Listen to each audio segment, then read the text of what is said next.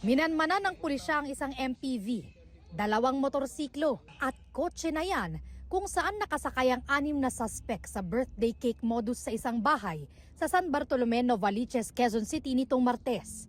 Ang modus daw ng mga suspect. Ang modus po ng mga suspect po natin ay kakatok sila doon sa gate and may ibibigay daw na birthday cake si Mayor doon sa isang senior citizen.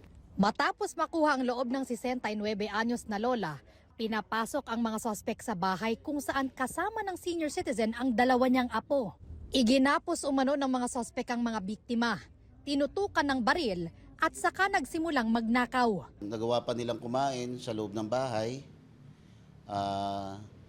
Nakuha yung sasakyan, dalawang motor, laptop and iba't ibang klase ng mga alahas. Hindi bababa sa 1 milyong piso ang halaga ng mga tinangay na gamit. Nalaman natin na nirent lang yung sasakyan na getaway sa mga ka-rental.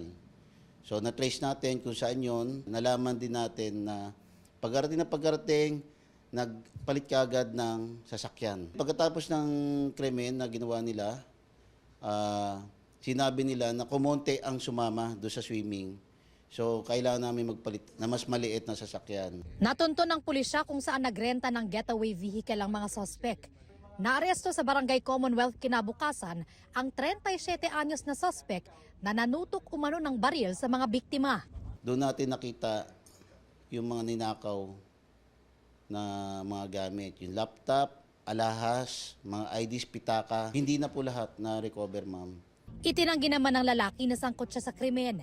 Pero totoo aniyang may dala silang cake. Hindi raw siya bumaba ng sasakyan noon. Ako kasi nagmaneho doon, sila yung may dala ng cake. Dapat magsiswimming kami. Yun ang pagkakaalam ko. Paikot-ikot po kami, ma'am eh.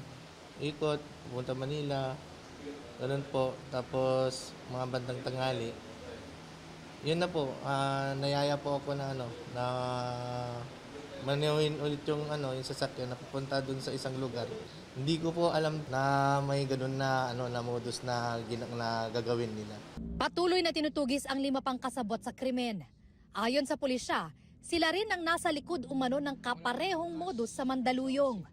Dati na raw silang nasampahan ng kasong swindling at estafa.